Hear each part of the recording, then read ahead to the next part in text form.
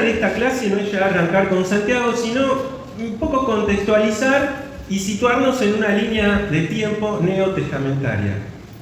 Nos cuesta un poco los años, la historia, ¿no? Como que, ¿cuántos de ustedes, a ver aquí, leyeron completo el libro de Hechos de los Apóstoles? A ver. No llegamos a la mitad, ¿eh? Bueno, tarea. Lean el libro de los Hechos. ¿Por qué es importante el libro de los Hechos? Porque a mí me parece que lo sea. ¿Qué hay en el libro de los Hechos? La historia de la iglesia del primer siglo, ¿sí? Obviamente no está toda, pero gran parte, y lo que Dios nos quiso dejar está ahí. ¿Quién escribió Hechos? Lucas, dice Chico. Muy bien. ¿Qué más escribió Lucas? Lucas, el Evangelio de Lucas, ¿verdad? Era un hombre bastante puntilloso, No fue testigo ocular de los hechos de Jesucristo, sí lo fue de toda la historia de la iglesia primitiva. ¿Y de quién fue amigo Lucas? Un amigazo, alguien que viajó, hizo 3 viajes. Ah, bien, de Pablo, ¿sí? Lucas estuvo hasta en el último tiempo con Pablo, ¿sí? Se cree que hasta lo vio cuando lo decapitaban, ¿no? Estuvo hasta lo último con él. Y por eso es que también tenía la facilidad de poder reunir datos, ¿sí? Porque Lucas tenía los testigos oculares para poder después escribir. Sin duda que fue guiado por el Espíritu, porque había mucho más de lo que a nosotros nos llegó. Pero el Espíritu quiso que nos llegue lo que nos tenía que llegar, ¿sí? Y fue un hombre entregado y dedicado no solo al servicio, sino también tenía un legado que dejar de parte de Dios. Y es lo que tenemos, el libro de los Hechos de los Apóstoles, no podemos dejar de leerlo, ¿sí? Propongamos este año, si no lo leíste, léelo, porque te va a trazar además en tu cabeza una línea de tiempo que es fundamental también, porque hay cosas que nosotros después leemos las cartas y no podemos leerlas sin contextualizar en qué tiempo se escribieron, quién las escribió, por qué, quiénes fueron los destinatarios, qué situaciones pasaban en ese tiempo, ¿sí? Es la regla básica de lo que se llama hermenéutica, ¿sí? Que es el estudio profundo y contextualizado de la palabra de Dios. Porque un texto sin su contexto, dice un dicho, es un pretexto. ¿Y cómo lo vemos nosotros a eso? Muchas veces en las sectas, ¿no? Que justifican muchas cosas valiéndose solamente de un texto, ¿no? Por ejemplo, los que hablan de que si no estás bautizado no tenés salvación, ¿de qué texto se agarran?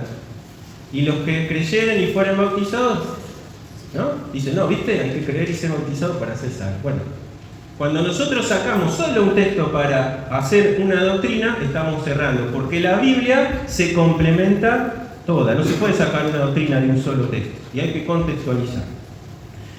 La idea de esta carta se estima que fue el primer escrito neotestamentario, ¿sí? Que tuvieron los cristianos de la época. ¿Cuántos años creen ustedes que transcurren en el relato de Hechos? A ver, los que leyeron Hechos. ¿Vieron que uno va leyendo capítulos? Y está bueno porque es intenso la historia que va contando Lucas ahí, ¿no?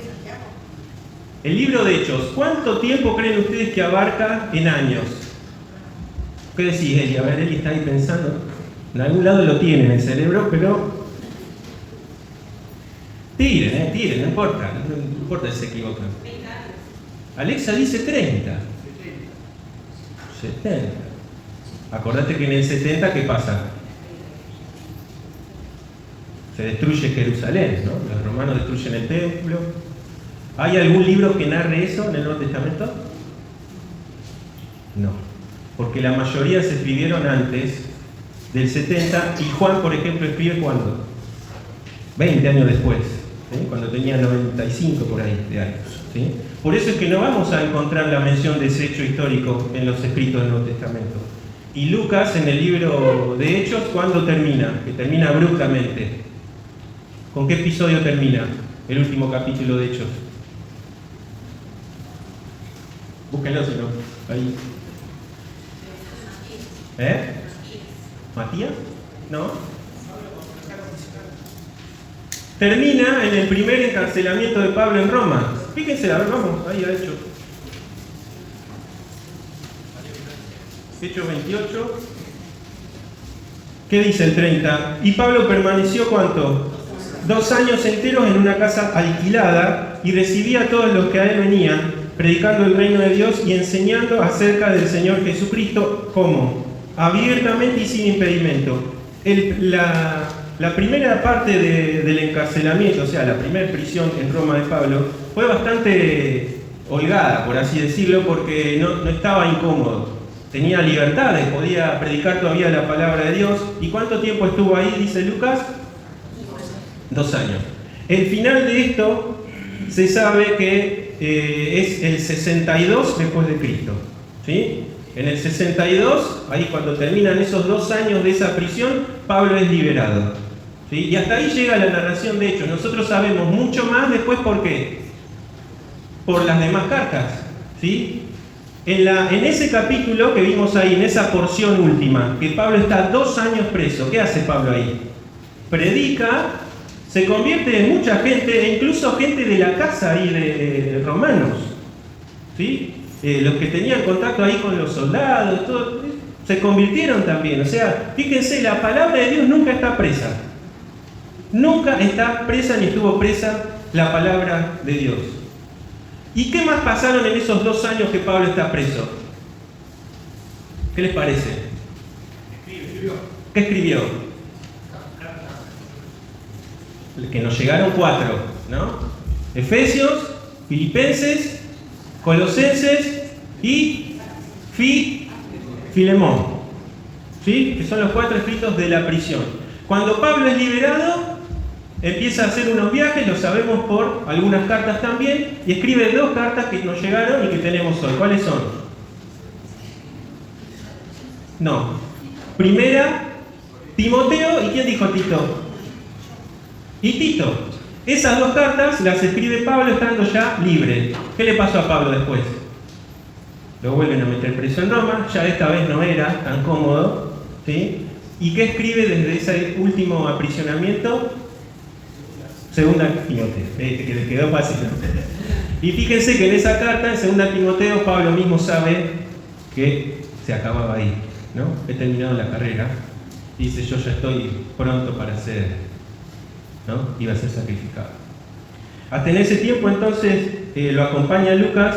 Lucas ya venía tomando escritos, venía teniendo contacto con los testigos oculares y tardíamente después escribe también el libro de Hechos. Entonces, Alexa, estuviste muy cerca, muy cerca. 33 años son los años que transcurren los Hechos de los Apóstoles. Desde la ascensión del Señor y Pentecostés hasta los 2 años que Pablo está en su primer encarcelamiento en Roma. ¿Sí? Muchos cuestionan después por qué Lucas fue tan abrupto y cortó ahí, no siguió, bueno. Cosas que se preguntan los teólogos e historiadores. A nosotros realmente mucho sentido no tiene, porque sabemos que lo que quedó es lo que Dios quiso que quedara para nosotros. ¿Sí? Así que, punto para Alexa. 33 años aproximadamente son las narraciones que tenemos en Hechos de los Apóstoles. ¿Cómo era esa primera iglesia naciente? Bueno, vista objetivamente, era una modificación del judaísmo, ¿sí? Para los que estaban afuera. De hecho, era para ellos una secta de judaísmo, como una rama desprendida. ¿Había gentiles? ¿No? ¿Cuántos años pasaron desde Pentecostés hasta el episodio de Pedro con Cornelio? Tiren. Muy bien, Alexa. Si hay un alfajor hoy, se lo lleva Alexa. 10 años. ¿Y se acuerdan qué pasó cuando Pedro entró con Cornelio? Cuando volvió lo recibieron, lo felicitaron. ¿Pasó eso? ¿Qué hicieron, Andrés? Lo cuestionaron. ¿Por qué lo cuestionaron? ¿Por qué, Eli? ¿Y qué más había hecho Pedro? ¿Entró en la casa de quién? De un romano. ¿Saben lo que era eso para un judío? Contaminación pura. Contaminación. ¿Sí? Eso te generaba ser impuro. Y fíjense, la iglesia, cuando llega Pedro, lo cuestiona. ¿Qué significa? Que la cosmovisión cristiana Hasta ese y después de ese tiempo también, porque pasaron más de 10 años hasta que los problemas surgen en la iglesia. ¿Sí? El primer gran problema de la iglesia, ¿cuál fue? ¿Se acuerdan? Los judaizantes, que decían venir en nombre de las autoridades de Jerusalén. Cuando Pablo ya estaba predicando, iban ellos por detrás y ahí alguien dijo el nombre de Gálatas. ¿Qué pasó en Galacia?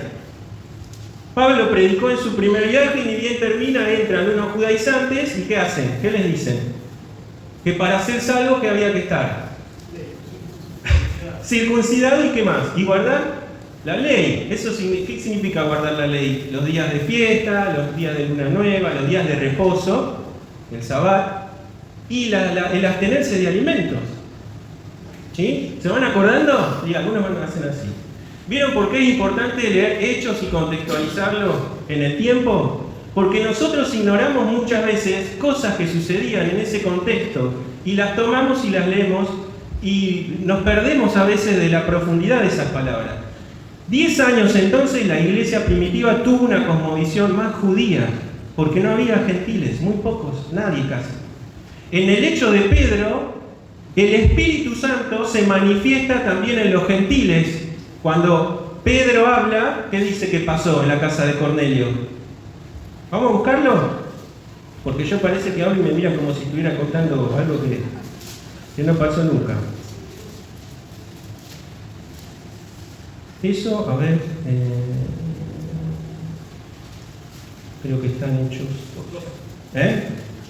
Sí, Hechos 10 habla de, había en Cesarea un hombre llamado Cornelio, centurión, ¿sí? Hechos del capítulo 10 es donde empieza a narrar este hecho, ¿sí? De Pedro y Cornelio. Anteriormente, para la sorpresa de ellos, habían llegado a la fe samaritanos. Pero no era tan desconocido porque, ¿qué hizo Jesús? ¿Se acuerdan? Cambió su viaje en uno de esos viajes y se fue ¿por dónde? Por Samaria. ¿Eran bien recibidos los samaritanos para los judíos? No. Pasaban por al lado y se escupían al piso, ¿no? Había una total discriminación. Y viceversa, las dos cosas. Había un odio entre ambos. Y los marginados, Jesús siempre fue a su pueblo, inicialmente tuvo encuentros con gentiles y él siempre dijo que la fe que había encontrado en los gentiles no la había encontrado en sus mismos coterráneos, ¿no? Y él se desvía para hablarle ¿a quién? A una mujer de mala vida y samaritana.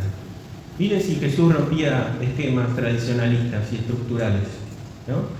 Y no solo trae salvación a esa mujer, sino que a un montón de samaritanos, porque por el testimonio de esa mujer también llegaron a Jesús muchos y dice se quedó algunos días con ellos. Imaginen la cara de los discípulos, ¿no? Cuando dijo, vamos a entrar en Samaria. No, para ellos era una... Bueno, Jesús ya muestra a sus discípulos que los odres viejos no sirven para el vino nuevo. ¿Se acuerdan de esa parábola? ¿Por qué? ¿Qué significaba esto?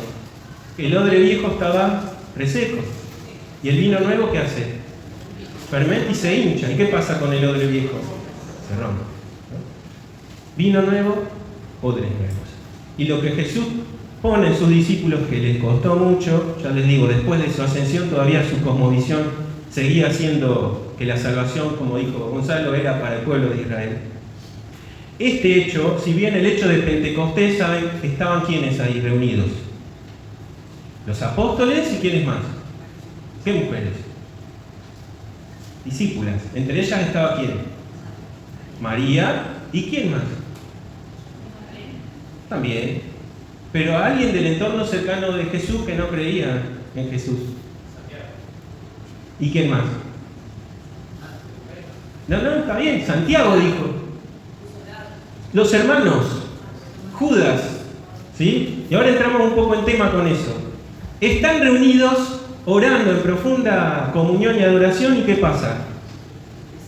Viene un estruendo, dice, se repartieron como lenguas de fuego, desciende el Espíritu Santo. Jesús les dijo, no se vayan de acá hasta que no haya venido el Espíritu, porque Él los va a investir de poder y les va a mostrar todas las cosas. O sea, todo lo que Jesús le había dicho, el Espíritu lo iba a traer después a memoria, pero además iba a mostrar la voluntad de Dios.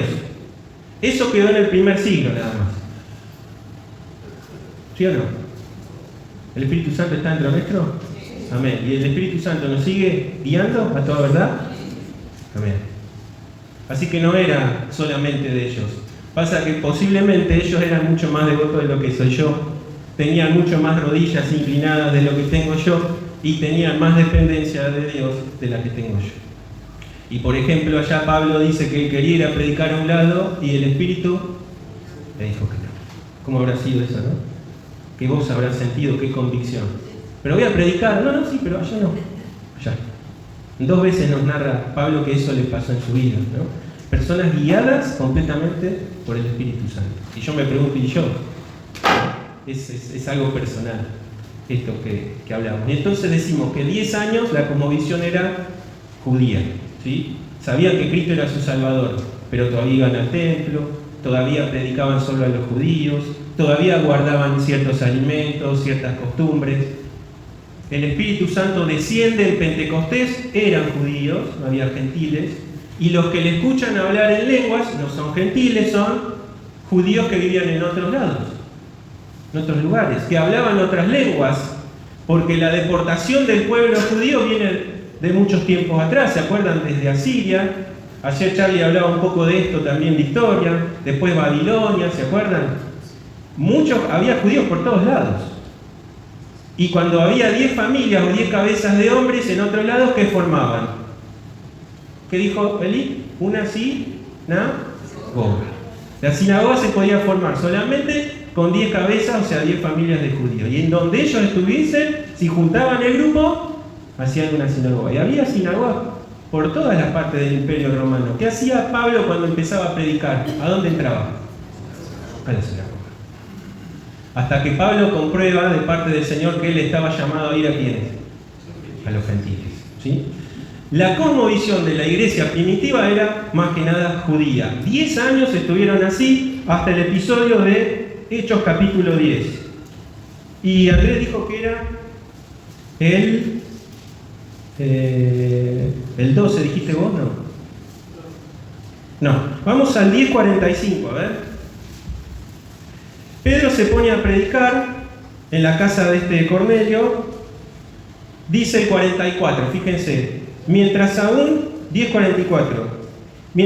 hablaba Pedro estas palabras, el Espíritu Santo, que dice, cayó sobre todos los que oían el discurso. ¿Quiénes oían el discurso? ¿Judíos?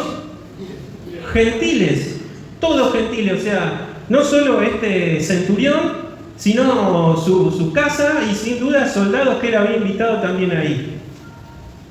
Y dice, 45, fíjense esto, y los fieles de la circuncisión, ¿quiénes son estos? Judíos, que habían venido con Pedro, se quedaron como atónitos de que también sobre los gentiles se derramase el don del Espíritu Santo. ¿Por qué? Porque los oían que hablaban en lenguas y que magnificaban a Dios. 47, dice Pedro, ¿puede acaso alguno impedir el agua para que no sean bautizados estos que han recibido del Espíritu Santo también como nosotros? Y mandó bautizarles en el nombre del Señor Jesús. Entonces le rogaron que se quedase por algunos días. Quedaron, ¿cómo dice? Atónitos. Si quedaron atónitos, ¿por qué era? Porque su cosmovisión todavía era reducida al pueblo de Israel. A pesar de que Jesús ya le había mostrado, y en cuando Él asciende, ¿qué dice? Que vayan, ¿qué? Predican y hagan discípulos. Muy posiblemente, la cosmovisión que ellos entendieron era que tenían que ir a todos los límites del Imperio Romano a predicarles a su pueblo. Hasta que pasa esto. ¿Se acuerdan que Pedro recibe una visión del Señor? No fue tan fácil para Pedro esto tampoco. Un lienzo baja y hay todos animalillos saltando. No eran animalitos que se podían comer. Para ellos eran impuros. Y la voz le dice 3 veces, mate y come. Y dice, cuando él todavía estaba entendiendo qué era esto, porque él dijo, no. Dice, cuando él estaba entendiendo esto, golpean la puerta y vienen los enviados de Cornelio. Esa historia después le van a leer porque es un punto bisagra para la iglesia primitiva. El verso 11 que decíamos nosotros A ver, ¿dónde es que lo cuestionan? ¿Dónde está? Ayúdenme a buscar, Acá está, el 11.3, fíjense. Dice, el 2, cuando Pedro subió a Jerusalén, disputaban con él los que eran de la circuncisión, diciendo, ¿por qué has entrado en casa de hombre incircunciso y has comido con ellos? Entonces comenzó Pedro a contarles por orden lo sucedido. Bueno, y ahí narra brevemente lo que les pasa. Y en el verso 17 del 11 dice, si Dios pues les concedió también el mismo don que a nosotros, que hemos creído en el Señor Jesucristo, ¿quién era yo que pudiese estorbar a Dios? Entonces, oídas estas cosas, ¿qué hicieron? Callaron y glorificaron a Dios diciendo, de manera que también a los gentiles ha dado Dios arrepentimiento para vida. No se olviden de este episodio, porque esto marca en realidad la puerta a la cosmovisión de que ahora los hijos de Dios son judíos y son gentiles. Hasta ese tiempo no había escritos, no había evangelios, no llevaban la Biblia bajo el brazo. Nadie había escrito nada aún, lo que se sabía era por boca de quién. De los apóstoles, de los profetas que Dios levantaba, y se sabe que por ahí circulaban algunos pequeños manuscritos o textos de las palabras de Jesús, pero no había un apoyo escrito aún de las doctrinas que ellos tenían que seguir. Por eso es cuando leemos, por ejemplo, esta manifestación de lenguas, que entendemos nosotros que es una manifestación que tuvo un tiempo, más que nada era para reflejarle a los propios judíos de que el Espíritu Santo también iba a salvar a gentiles. ¿Sí? Nosotros entendemos que hay dones que fueron fundacionales, se llama, porque tenía Dios sí o sí que darle autoridad y aval a sus apóstoles para que evidenciaran que la autoridad dada por Dios estaba en ellos y que lo que ellos escribían iba a tener también autoridad futura de parte de Dios. ¿Sí? Hay muchos escritos después de la Biblia que se consideran apócrifos de personas que también escribieron. Algunos se consideraban incluso y se leían en ese tiempo, pero eran tomados como cosas históricas, o sea, no como una autoridad espiritual. ¿Sí? ¿Qué pasa entonces después de este hecho? Cambia su mente, su forma de pensar. Sabemos que, por ejemplo, se desata una persecución fuerte. Muere el primer mártir. ¿Quién fue? Esteban, muy bien. ¿Sí? Esteban es el primer mártir, al menos narrado. Eso pasa en el año 34 después de Cristo. Si no les dije Pentecostés, aproximadamente es en el año 29. Del 29 al 34, ¿cuántos años hay? Bien, 5 años. Muere Esteban y al año siguiente se cree que se convierte ¿quién? Alguien a quien le llevaban Pablo. ¿Sí? Cuando muere Esteban, Pablo estaba encabezando esa persecución. Era tan hostil este hombre que se iba de los límites establecidos, ¿no? Se iba con cartas del Sanedrín a perseguir porque él estaba convencido de lo que hacía era un servicio a Dios. Cuando muere Esteban, los que iban a apedrear a Esteban traen sus ropas a los pies de Pablo y dice, él consentía en su muerte. Pero no solo eso, sino que él lideraba grupos para entrar a las ciudades, para despojar de sus bienes a los cristianos y aún para matarlos. Eso, Esteban muere aproximadamente en el 34 y en el 35, ¿qué le pasa a Pablo? Iba con toda esta autoridad y ¿qué le dicen? ¿Se acuerdan? Viene una luz, lo tira al piso y dice, ¿quién eres? ¿No? Y su vida cambia radicalmente, porque dice de hecho que enseguida predicaba y dejaba tontos a los que habían conocido a Saulo. El poder de Dios transforma. No hay posibilidad de que Cristo no pueda cambiar tu vida. Hay cosas que nos cuestan en esta vida, ¿verdad? Pablo mismo dice que adentro nuestro había una lucha, ¿no? Hay una lucha interna. Porque nosotros nacimos de nuevo, pero hay un viejo hombre, ¿no? y con el que todos los días nos enfrentamos. Y no es patriarcal decir que es viejo hombre, aclaro, porque podríamos decir que eso es la carne, es la concupiscencia. ¿Sí? Es esa vieja naturaleza que va a ser redimida en el tiempo que estemos con Él. Él nos va a librar de eso. ¿Sí? Pablo dijo, ¿quién me librará de este cuerpo? ¿No? Haciendo referencia a la podredumbre, a lo que pasaba en las prisiones muchas veces, que se les ataba un muerto a los reos, para que su contaminación pase al cuerpo. Y él toma esa figura y dice, ¿quién me librará? ¿No? Y da la gloria a Cristo, porque solo por Él podemos tener santificación. La santificación no viene de cumplir ritos, como hoy se decía también en la cena, no viene por una asistencia perfecta a la iglesia, no viene por ritualística, viene por obra y poder del Espíritu Santo. Y cuanto más arrodillados, cuanto más en sintonía estemos con la voz del Espíritu, más santos vamos a ser, es decir, más apartados para Dios. Y más nuestra vida va a poder ser transformada, ¿no? Hay veces, a mí me pasó muchas veces, en Tandil me pasó una vez, que había un compañero nuestro que yo lo veía y decía, a este le voy a predicar. Mirá lo que es, ¿no? Y a veces quizá te ha pasado decir, no, pero si este es un desastre, ¿qué le voy a hablar de Cristo, no? Se va a burlar de mí, Y las personas que hemos encontrado a veces más acérrimas al Evangelio son después las que nos dan clase a nosotros, ¿no? Son personas más activas de lo que éramos, quieren predicar más. ¿Por qué? Porque el poder de Dios los transforma. Y nos ha sorprendido y nos va a seguir sorprendiendo. Y por eso que las cosas que nos cuestan en nuestra vida, ponele el nombre que sea, tu carácter, nuestro carácter a veces es como una piedra de tropiezo, ¿no? Yo digo lo que siento, pues yo soy sincero, ¿no? ¿Se escucha eso? No, hermano, vos no tenés que decir lo que sientas. Vos tenés que pensar antes de hablar, porque tus palabras son ¿qué?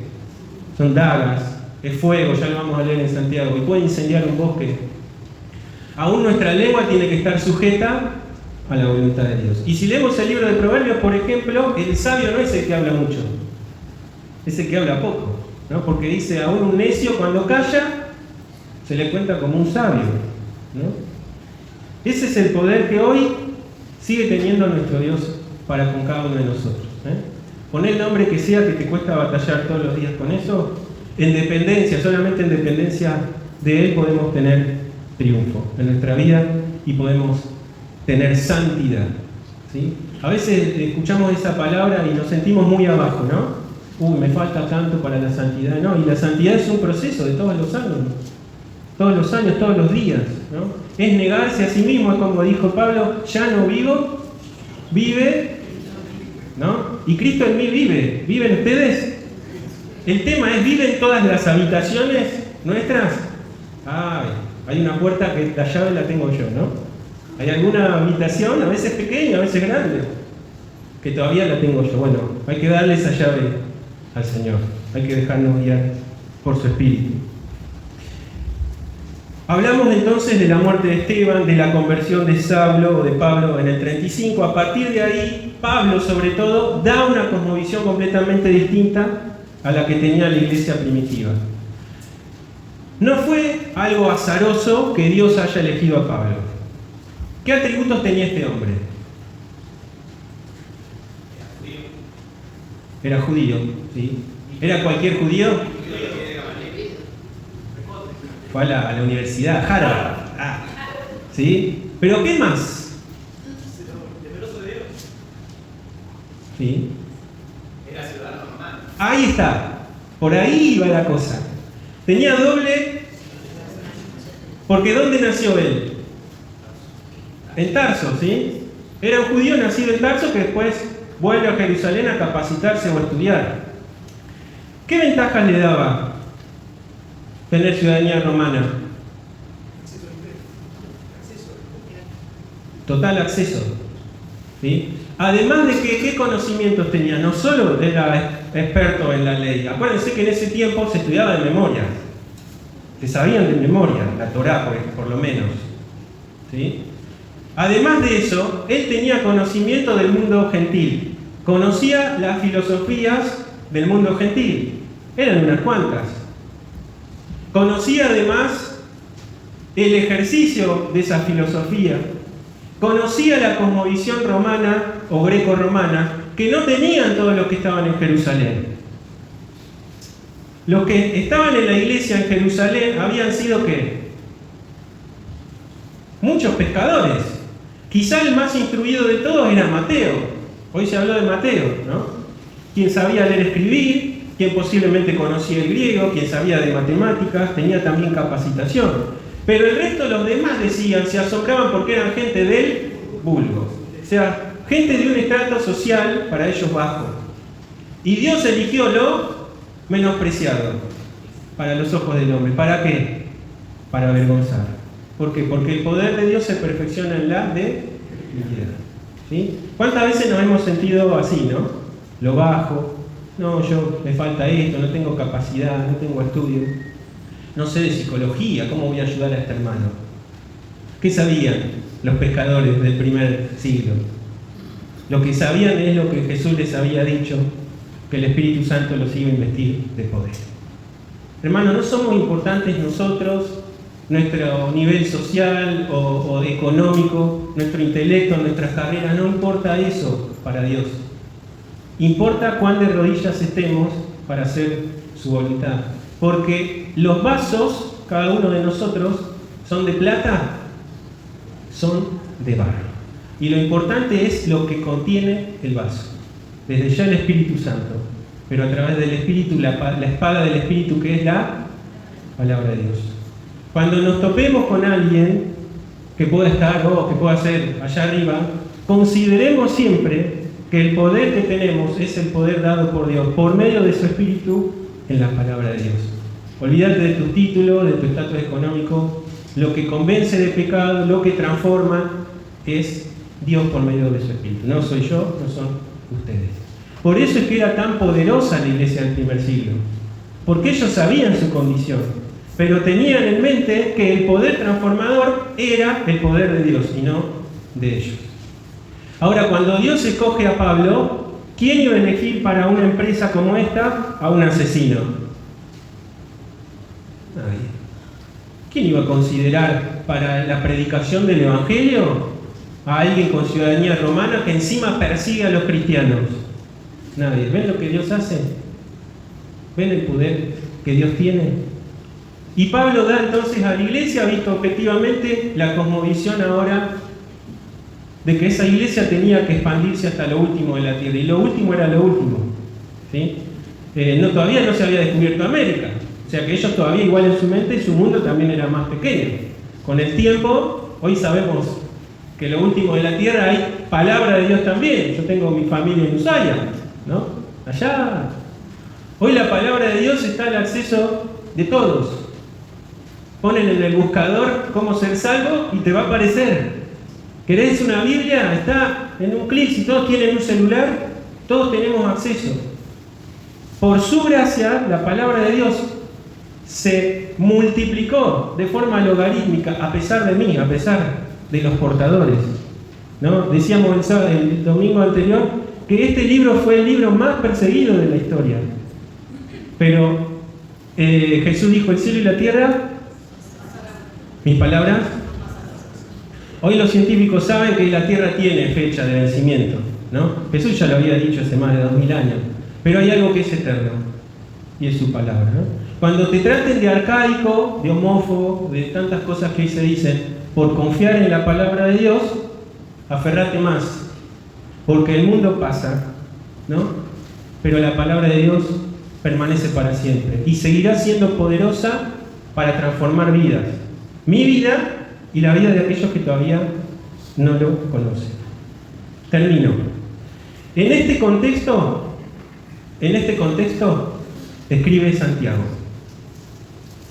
La clase que viene vamos a hablar un poquito más de quién es Santiago. Está discutido, pero hay una mayoría que ya saben que el escritor del libro de la carta, en realidad de Santiago, es Jacobo, el hermano del Señor Jesús. ¿Sí? Vamos a hablar un poco el domingo que viene acerca de otra transformación. Hablamos hoy de la transformación de Pablo. Este hombre también tuvo una transformación. Porque al principio, ¿qué pasó? Y no creía nada en el Señor Jesús. Pero como Dios transforma corazones, también transformó la de Jacob o la de Santiago. Así que no pueden decirme que me excedí el tiempo, estamos bien. Oramos al Señor, que Dios bendiga su palabra, y bueno, acuérdense de leer la carta a Santiago y empiecen a leer Hechos también. Lean, de a poco, ¿no? Tranquilo. Pero es necesario para poder entender también lo que vamos a estudiar y lo que hemos visto en parte hoy también.